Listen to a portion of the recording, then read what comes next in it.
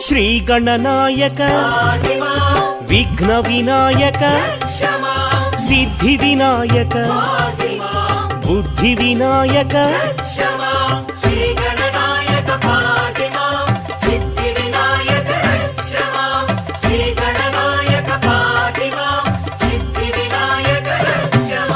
మూషిక వాహన మోదక హస్త పార్వతి తనయ